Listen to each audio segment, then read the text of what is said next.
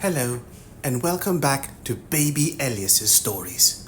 We now return to Neverwhere by Neil Gaiman. Chapter 2. He is somewhere deep beneath the ground, in a tunnel, perhaps, or a sewer. Light comes in flickers, defining the darkness, not dispelling it. He is not alone. There are other people walking beside him, although he cannot see their faces. They are running now, through the inside of the sewer, splashing through the mud and filth. Droplets of water fall slowly through the air, crystal clear in the darkness. He turns a corner, and the beast is waiting for him. It is huge. It fills the space of the sewer, massive head down, bristled body, and breath steaming in the chill of the air. Some kind of boar, he thinks at first, and then realizes that no boar could be so huge. It is the size of a bull, of a tiger, of an ox. It stares at him, and it pauses for 100 years while he lifts his spear. He glances at his hand, holding the spear, and observes that it is not his hand. The arm is furred with dark hair. The nails are almost claws. And then the beast charges.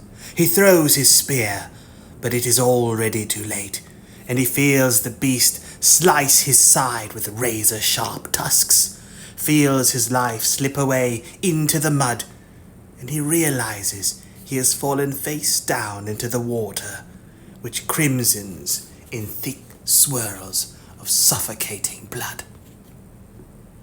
And he tries to scream, he tries to wake up, but he can breathe only mud and blood and water.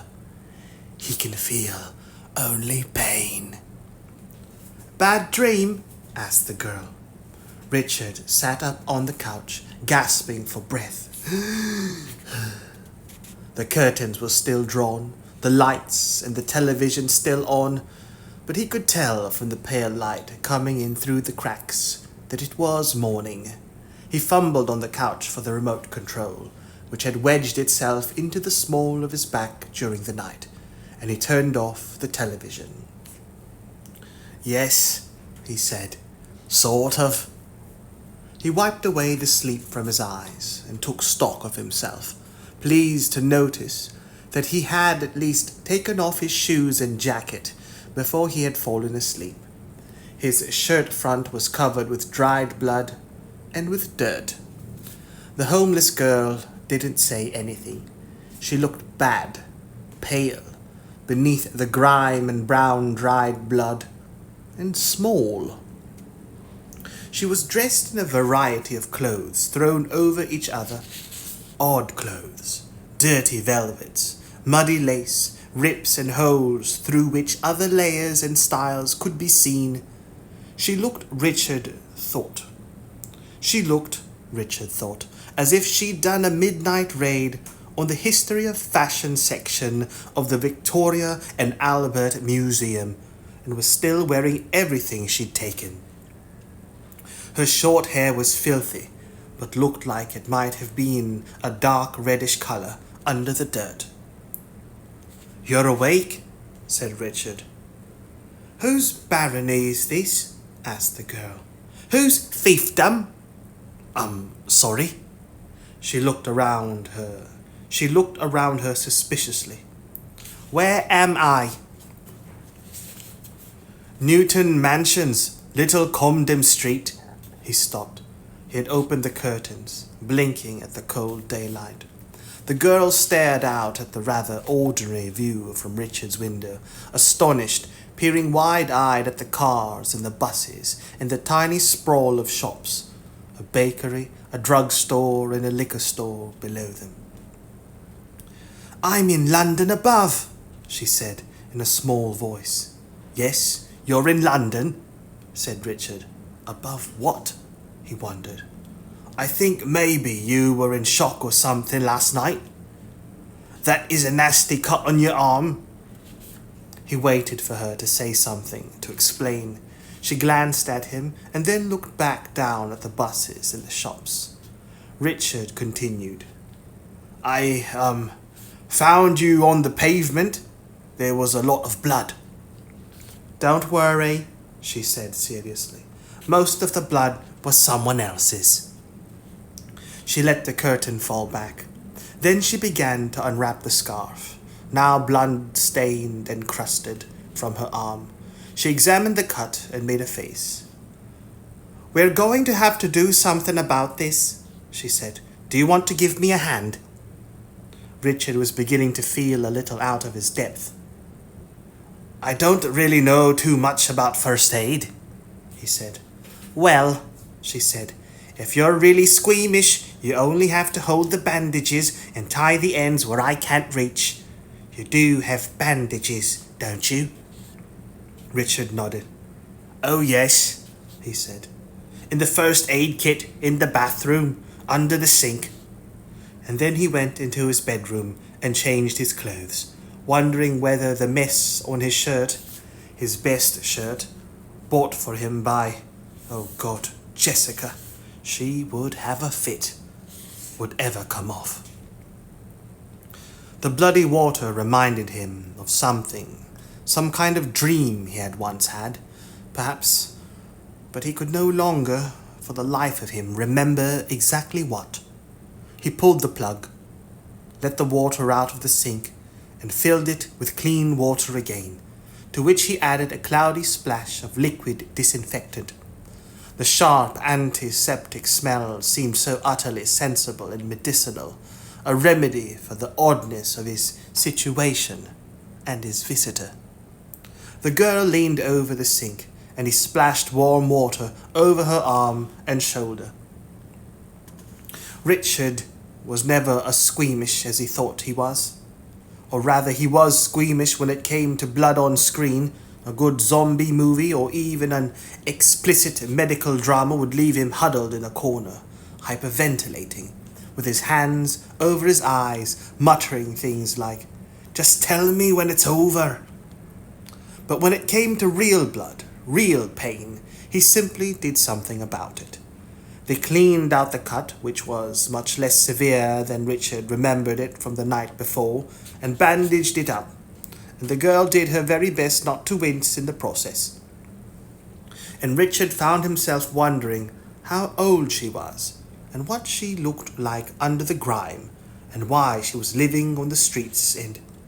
"What's your name?" she asked. "Richard. Richard Mayhew." "Dick." She nodded, as if she were committing it to memory. The doorbell rang. Richard looked at the mess in the bathroom and the girl and wondered how it would look to an outsider observer. Richard looked at the mess in the bathroom and the girl and wondered how it would look to an outside observer. Such as, for example, "Oh Lord," he said, realizing the worst. "I bet it's Jess. She's going to kill me." Damage control. "Look," he told the girl. "You wait in here." He shut the door of the bathroom behind him and walked down the hall. He opened the front door and breathed a huge and quite heartfelt sigh of relief. It wasn't Jessica. It was... what? Mormons? Jehovah's Witnesses? The police? He couldn't tell. There were two of them, at any rate. They wore black suits, which were slightly greasy, slightly frayed, and even Richard, who counted himself among the sartorially dyslexic, felt there was something odd about the cut of the coats. They were the kind of suits that might have been made by a tailor 200 years ago, who had had a modern suit described to him, but had never actually seen one. The lines were wrong, and so were the grace notes. A fox and a wolf, thought Richard, involuntarily. The man in front, the fox, was a little shorter than Richard. He had lank, greasy hair of an unlikely orange color, and a pallid complexion As Richard opened the door, he smiled widely, and just a fraction too late, with teeth that looked like an accident in a graveyard. "A good morrow to you, good sir," he said, "on this fine and beautiful day." "Ah, hello," said Richard. "We are conducting a personal inquiry of a delicate nature, as it were, door to door. Do you mind if we come in?" "Well, it's not very convenient right now," said Richard. Then he asked, "Are you with the police?" The second of the visitors, a tall man, the one he had thought of as a wolf, his grey and black hair cut bristle short, stood a little behind his friend, holding a stack of photocopies to his chest. He had said nothing until this moment, just waited, huge and impassive. Now he laughed. Once, low and dirtily. There was something unhealthy about that laugh. "The police? Alas," said the smaller man, "we cannot claim that felicity.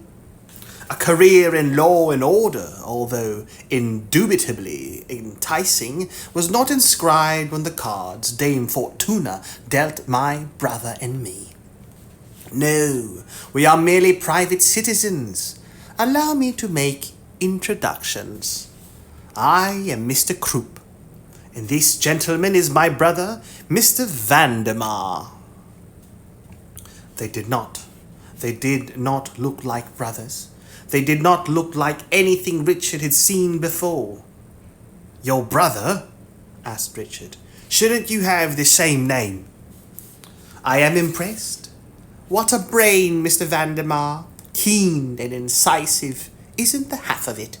Some of us are so sharp," he said as he leaned in closer to Richard, went up on tiptoes into Richard's face. "We could just cut ourselves." Richard took an involuntary step backwards. "Can we come inside?" asked Mr. Croup. "What do you mean?" Mr. Croup sighed, in what he obviously imagined was a rather wistful manner.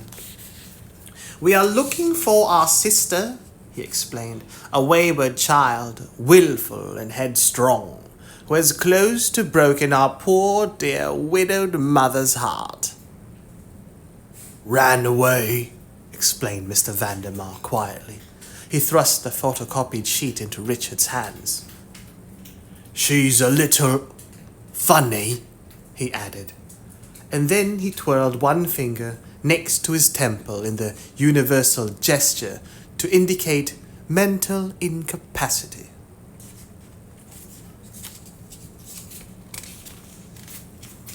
Richard looked down at the paper. It said, "Have you seen this girl?" Beneath that was a photocopy, grey photograph of a girl who looked to Richard like a cleaner, longer-haired version who looked to Richard like a cleaner, longer-haired version of the young lady he had left in his bathroom. Under that it said, "Answers to the name of Doreen, bites and kicks, runaway. Tell us if you saw her, want her back, reward paid."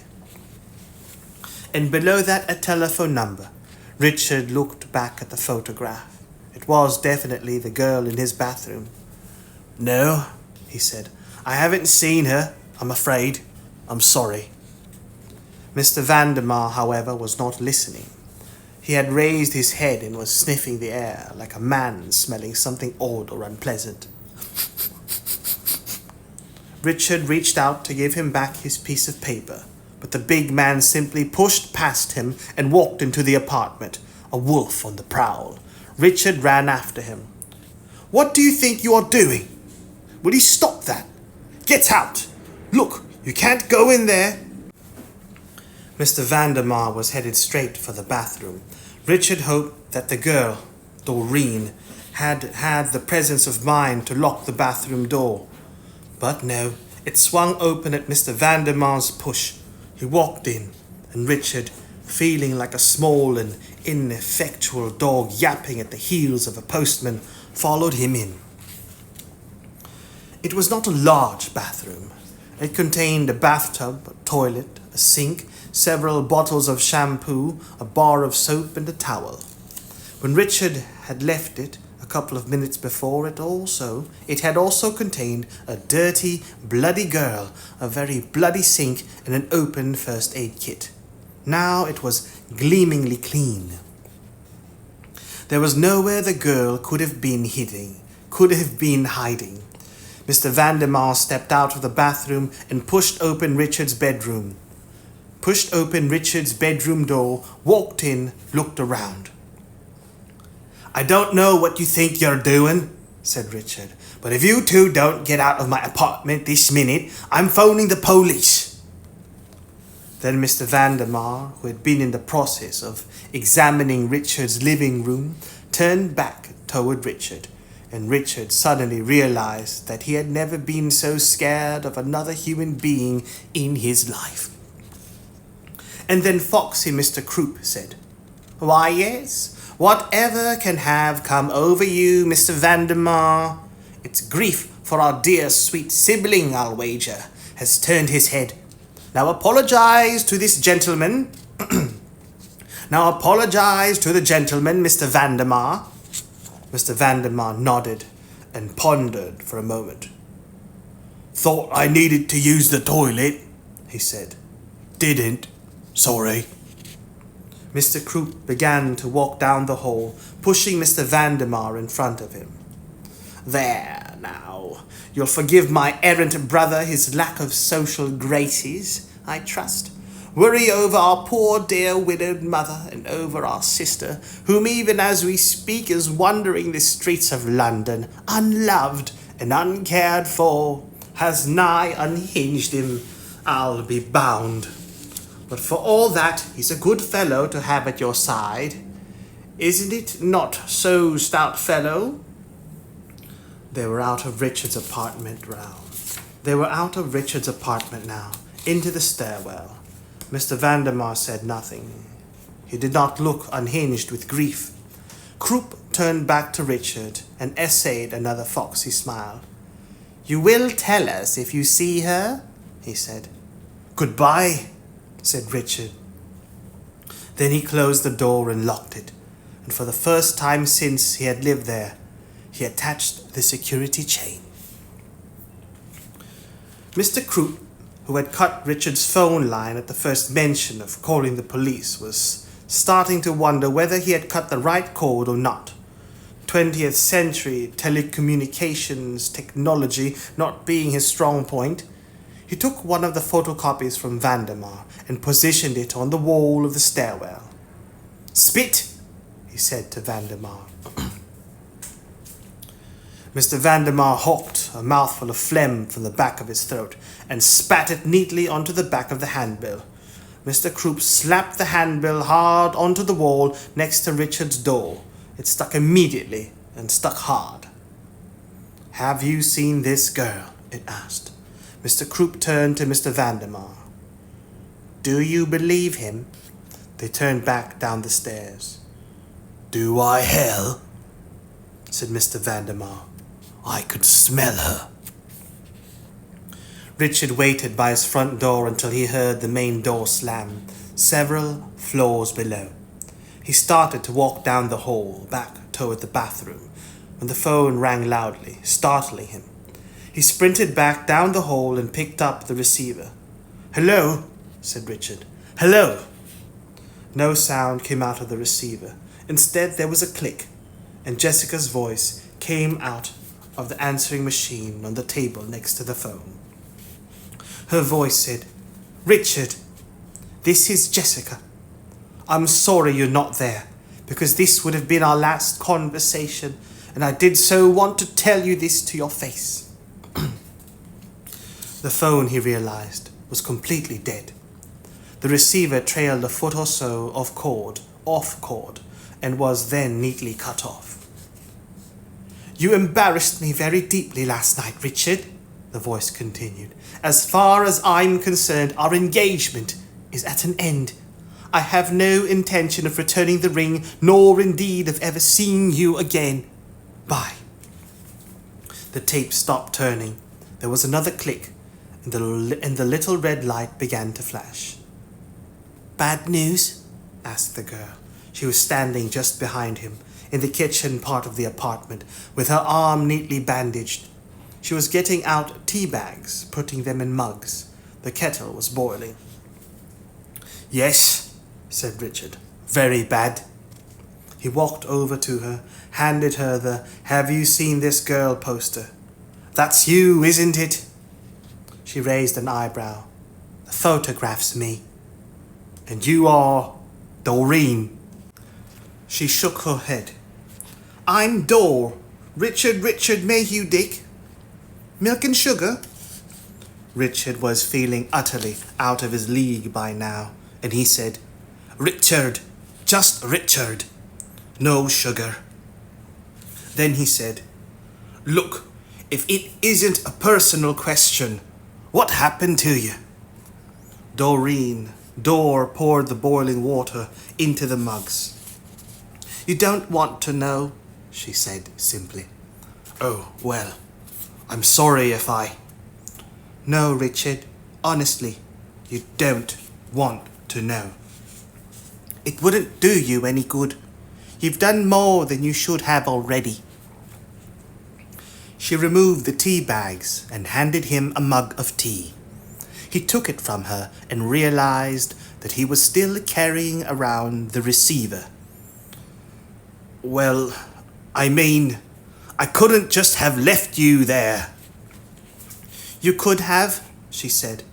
You didn't. She pressed herself up against the wall and peered out of the window. Richard walked over to the window and looked out. Across the street, Mr. Croup and Mr. Vandermeer were coming out of the bakery. And Have You Seen This Girl was stuck in a place of prominence in its window. Are they really your brothers? He asked. Please, said Dor, give me a break. He sipped his tea and tried to pretend that everything was normal. So, where were you? He asked. Just now. I was here, she said. Look, with these two still around, we have to get a message to... She paused. To someone who can help. I don't dare leave here. Well, isn't there somewhere you could go? Someone that we could call? She took the dead receiver from his hand, wire trailing, and shook her head. My friends aren't on the phone, she said. She put it back in its cradle where it sat, useless and lonely. Then she smiled, fast and wicked. Breadcrumbs, she said. Sorry, said Richard. There was a little window in the back of the bedroom that looked out on an area of roof tiles and gutters. Dor stood on Richard's bed to reach it, opened the window, and sprinkled the breadcrumbs around. But I don't understand, said Richard. Of course you don't, she agreed. Now shush. There was a flutter of wings, and the purple-grey-green of a pigeon, and the purple-green sheen of a pigeon. It pecked at the breadcrumbs, and Dor reached out her hand and picked it up. It looked at her curiously, but made no complaint.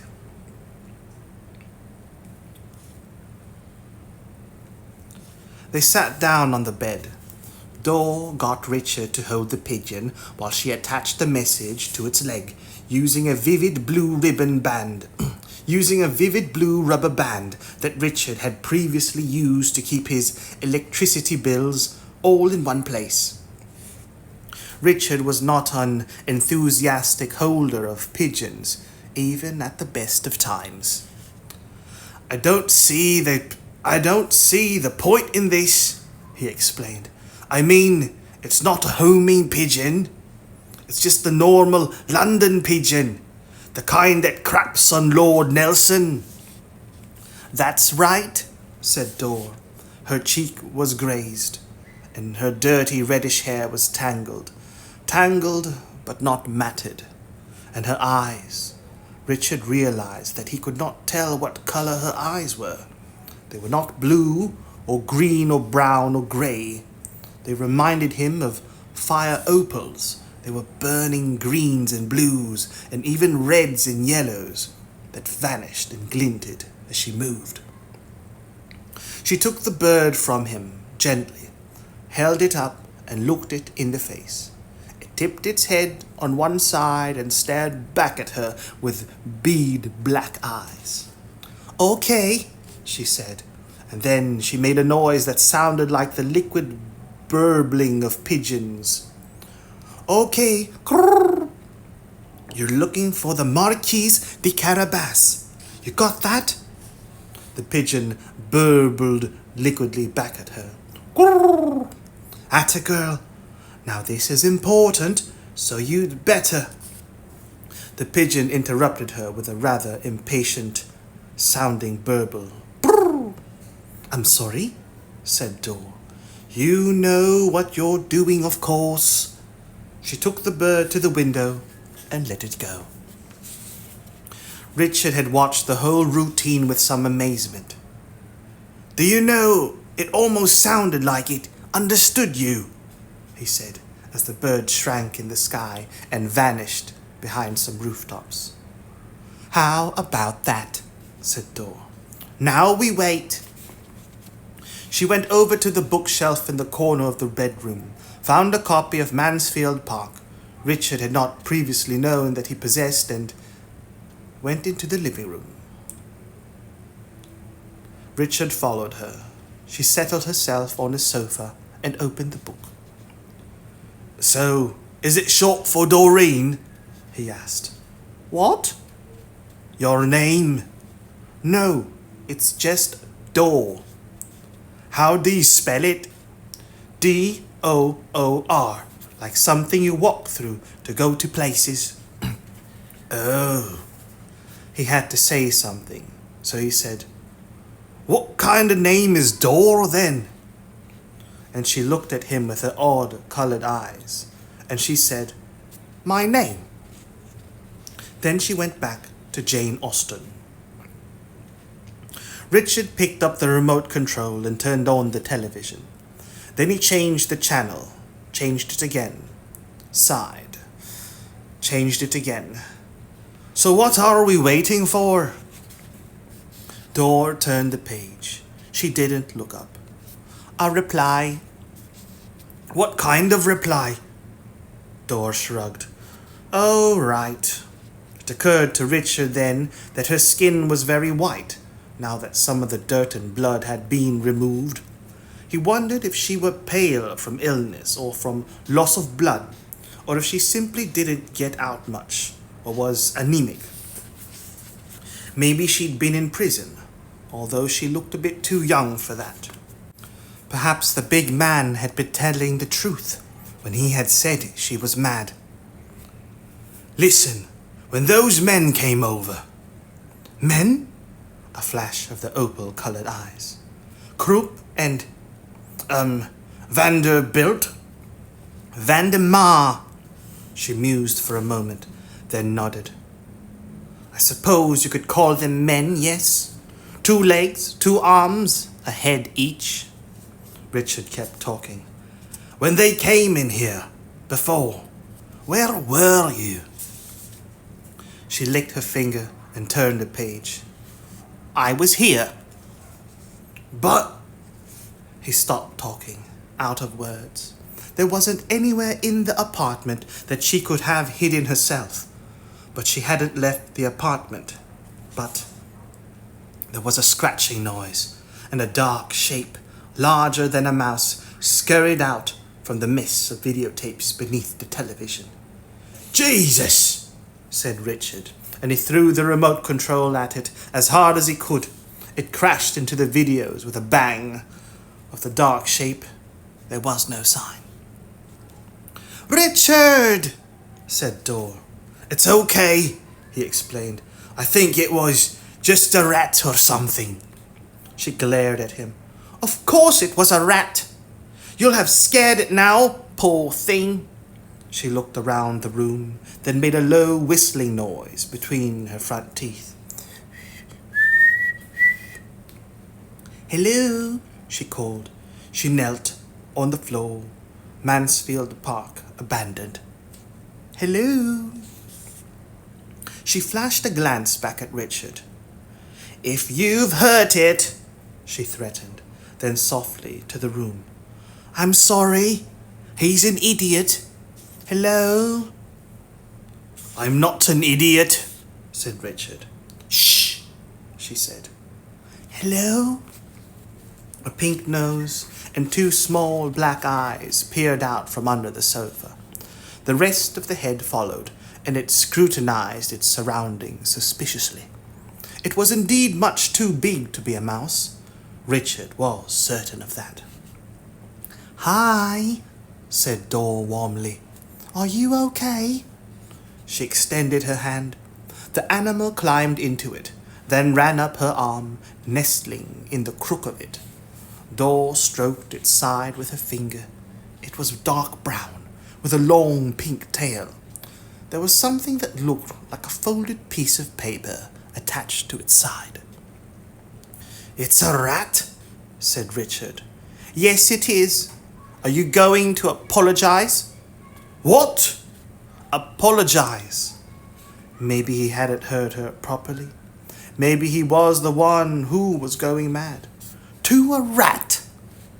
Dor said nothing fairly meaningful.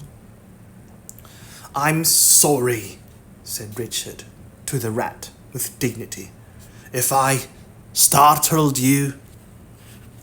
The rat looked up at Richard. No, he really does mean it, she said.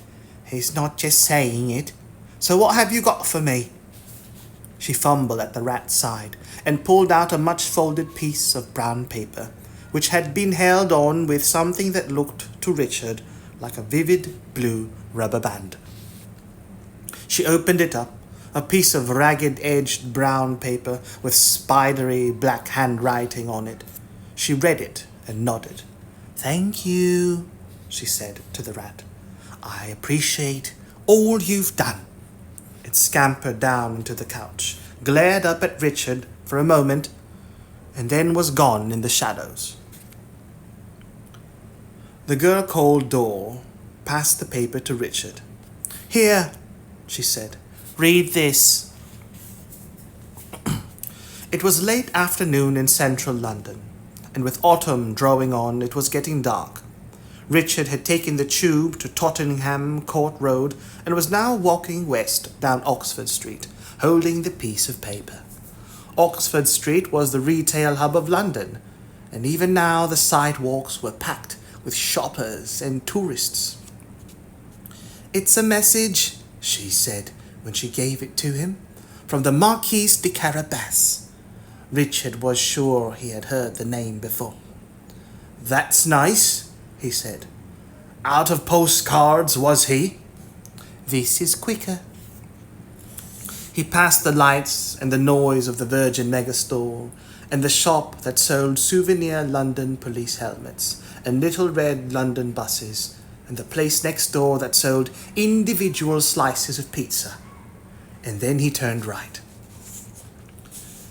You have to follow the directions written on here. Try not to let anyone follow you. Then she sighed and said, I really shouldn't involve you this much. I will follow these directions. Will it get you, if I follow these directions, will it get you out of here faster? Yes. He turned into Hanway Street, although he had taken only a few steps from the well-lit bustle of Oxford Street. He might have been in another city. Hanway Street was empty, forsaken, a narrow, dark road, little more than an alleyway, filled with gloomy record shops and closed restaurants, the only light spilling out from the secretive drinking clubs on the upper floors of buildings. He walked along it, feeling apprehensive. Turn right into Hanway Street, left into Hanway Place, then right again onto Orme Passage. Stop at the first street light you come to. Are you sure this is right?" "Yes." He did not remember an Orme passage, although he had been to Hanway Place before. There was an underground Indian restaurant there his friend Gary liked a lot. As far as Richard could remember, Hanway Place was a dead end. The Mandir, that was the restaurant. He passed the brightly lit front door, the restaurant steps leading invitingly down into the underground, and then he turned left. Had he been wrong? This was an Orme passage. He could see the sign for it, high on the wall. Orme Passage W1. No wonder he hadn't noticed it before. It was scarcely more than a narrow alleyway between houses lit by a sputtering gas jet. You don't see many of those anymore, thought Richard, and he held up his instructions to the gaslight, peering at them. Then turn around thrice. Window-shins. Window-shins means counterclockwise, Richard. He turned 3 times, feeling stupid. Look, why do I have to do all this? Just to see your friend, I mean? All this nonsense? It's not nonsense, really. Just humor me on this, okay? And she had smiled at him. He stopped turning. Then he walked down the alley to the end. Nothing. No one. Just a mental garbage can. Just a metal garbage can. And beside it, something that might have been a pile of rags. "Hello?" called Richard. "Is anyone here? I'm Dawes' friend. Hello?" No, there was no one there. Richard was relieved. Now he could go home and explain to the girl that nothing had happened. Then he would call in the appropriate authorities, and they would sort it all out. He crumpled the paper into a tight ball and tossed it toward the bin. What Richard had taken for a pile of rags unfolded, expanded, stood up in one fluid motion. A hand caught the crumpled paper in midair. "Mine, I believe," said the Marquis de Carabas. He wore a huge, dandyish black coat that was not quite a frock coat, nor exactly a trench coat, and high black boots, and beneath his coat, raggedy clothes. His eyes burned white in an extremely dark face, and he grinned white teeth, momentarily, as if at a private joke of his own, and bowed to Richard, and said, "De Carabas, at your service. And you are?" Said Richard. You are Richard Mayhew, the young man who rescued our wounded Dor. How is she now?" She's okay. Her arm's still a bit. Her recovery time will undoubtedly astonish us all. Her family had remarkable recuperative powers. It's a wonder anyone managed to kill them at all, isn't it? The man who called himself the Marquis de Carabas walked restlessly up and down the alley. Richard could already tell that he was the type of person who was always in motion, like a great cat. "Somebody killed Dor's family?" asked Richard. "We're not going to get very far if you keep repeating everything I say now, are we?" said the Marquis, who was now standing in front of Richard. "Sit down," he ordered. Richard looked around the alley for something to sit on. The Marquis put a hand on his shoulder and sent him sprawling to the cobblestones. "She knows I don't come cheap. What exactly is she offering me?" "Sorry? What's the deal?" "She sent you here to negotiate, young man. I'm not cheap, and I never give freebies." Richard shrugged, as well as he could shrug from a supine position. "She said to tell you that she wants you to accompany her home, whatever that is, and to fix her up with a bodyguard." Even when the Marquis was at rest, his eyes never ceased moving, up, down, around, as if he were looking for something, thinking about something, adding, subtracting, evaluating. Richard wondered whether the man was quite sane. "And she's offering me, well, nothing?" The Marquis blew on his fingernails and polished them on the lapel of his remarkable coat. Then he turned away. "She's offering me nothing." He sounded offended. Richard scrambled back up to his feet. "Well, she didn't say anything about money. She just said she was going to have to owe you a favor." The eyes flashed. "Exactly what kind of favor?" "A really big one," said Richard. "She said she was going to have to owe you a really big favor." The Carabas grinned to himself, a hungry panther sighting a lost peasant child. Then he turned on Richard. "And you left her alone?" he asked. "With Krupp and Vandemar out there? Well, what are you waiting for?" He knelt down and took from his pocket a small metal object, which he pushed into a manhole cover at the edge of the alley and twisted. The manhole cover came up easily. The Marquis put away the metal object and took something out of another pocket that reminded Richard a little of a long firework or a flare. He held it in one hand, ran his other hand along it, and the far end erupted into a scarlet flame. "Can I ask a question?" said Richard. "Certainly not," said the Marquis. "You don't ask any questions, you don't get any answers, you don't stray from the path. You don't even think about what's happening to you right now, got it? But, most important of all, no buts," said de Carabas. "And time is of the essence. Move!" He pointed into the depths revealed by the open manhole cover. Richard moved, clambering down the metal ladder set into the wall beneath the manhole, feeling so far out of his depth that it didn't even occur to him to question any further. Richard wondered where they were. This didn't seem to be a sewer.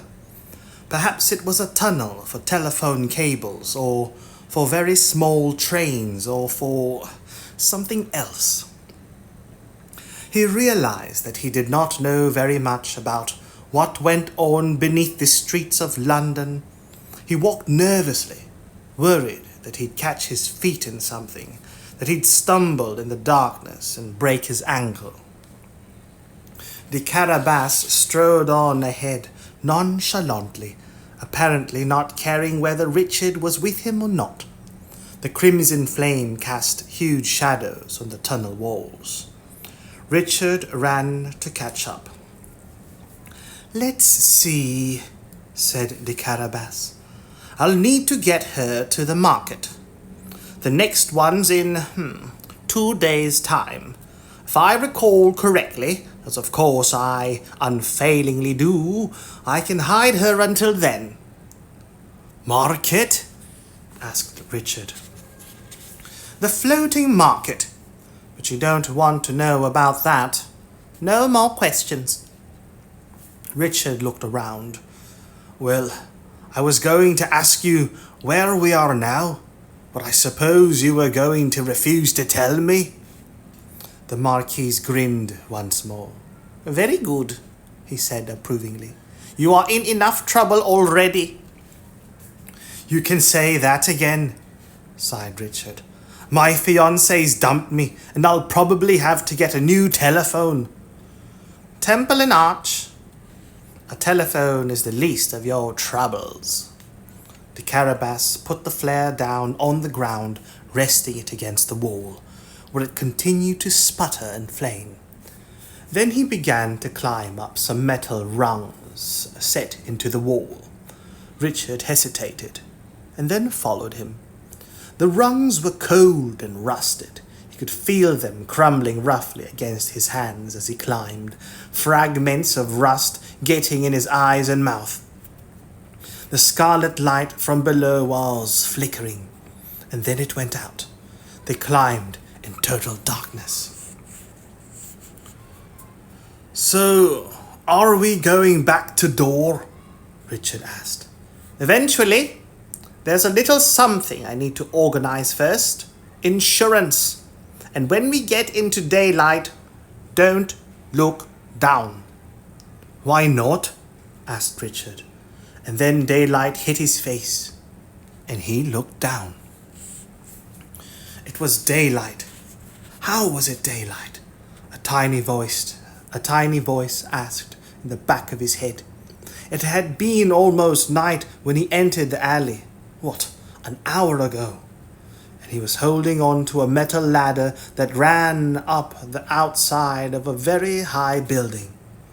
But a few seconds ago he was climbing up the same ladder, and he had been inside. Hadn't he? And below him he could see London. Tiny cars, tiny buses and taxis, tiny buildings, trees, miniature trucks, tiny people. They swam in and out of focus beneath him. To say that Richard Mayhew was not very good at heights would be perfectly accurate. It would fail to give the full picture. Richard hated cliff tops and high buildings. Somewhere not far inside him was the fear, the stark, utter, silently screaming terror that if he got too close to the edge, then something would take over and he would find himself walking to the edge of a cliff top and stepping off into space. It was as if he could not entirely trust himself, and that scared Richard more than the simple fear of falling ever could. So he called it vertigo, and hated it and himself, and kept away from high places. Richard froze on the ladder. His hands clamped tightly to the rungs. His eyes hurt. Somewhere behind the eyeballs, he started breathing too fast, too deeply. "Somebody," said an amused voice above him, "wasn't listening, was he?" Richard's throat didn't work. He swallowed, moistened it. "I can't move." His hands were sweating. What if they sweated so much that he simply slipped off into the void? "Of course you can move, or if you don't, you can stay here hanging onto the side of the wall until your hands freeze and your legs buckle and you tumble to a messy death 1,000 feet below." Richard looked up at the Marquise. He was looking down at Richard and still smiling. When he saw that Richard was watching him, he let go of the rungs with both his hands and waggled his fingers at him. Richard felt a wave of sympathetic vertigo run through him. "Bastard," he said under his breath, and he let go of the rung with his right hand and moved it up 8 inches until it found the next rung. Then he moved his right leg up 1 rung. Then he did it again with his left hand. After a while he found himself at the edge of a flat roof, and he stepped over it and collapsed. He was aware that the Marquise was striding along the roof away from him. Richard felt the rooftop with his hands and felt the solid structure beneath him. His heart was pounding in his chest. A gruff voice some distance away shouted, "You're not wanted here, de Carabas! Get away! Clear off!" "Old Bailey," he heard de Carabas say, "you're looking wonderfully healthy." And then footsteps shuffled toward him, and a finger prodded him gently in the ribs. "You all right, laddie? I've got some stew cooking back there. You want some? It's starling." Richard opened his eyes. "No, thank you," he said. He saw the feathers first. He wasn't sure if it was a coat or a cape or some kind of strange covering that had no name. But whatever kind of outer garment it was covered thickly and entirely in feathers. A face, kind and creased with grey mutton chop whiskers, peered out from the top of the feathers. A body beneath the face, but it was not covered with feathers, was wound round and about with ropes. Richard found himself remembering a theatrical performance of Robinson Crusoe he had been taken to as a child. This was what Robin Crusoe might have looked like if he had been shipwrecked on a rooftop instead of a desert island.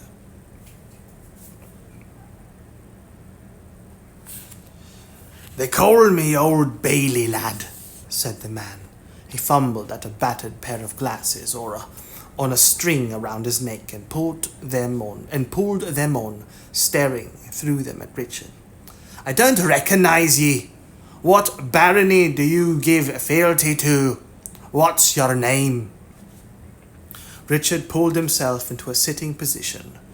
They were on the roof of an old building, built of brown stone, with a tower above them, weathered gargoyles, missing wings and limbs, and, in a couple of cases, even heads, jutted sadly from the corners of the tower. From far below he could hear the wail of a police siren, the muttered roar of traffic. Across the rooftop, in the shadow of the tower, was something that looked like a tent, an old brown tent, much mended, speckled white with bird shit. He opened his mouth to tell the old man his name. "You, shut up," said the Marquis de Carabas. "Don't say another word." Then he turned to Old Bailey. "People who put their noses where they aren't wanted sometimes..." He snapped his fingers loudly beneath the old man's nose, making him jump. "Lose them. Now, you've owed me a big favor for 20 years, Old Bailey. A big favor. And I'm calling it in." The old man blinked. "I was a fool," he said quietly.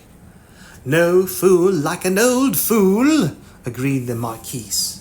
He reached a hand into an inside pocket of his coat and pulled out a silver box, larger than a snuff box, smaller than a cigarette box, and a good deal more ornate than either. "Do you know what this is?" "I wish I didn't." "You'll keep it safe for me?" "I don't want it."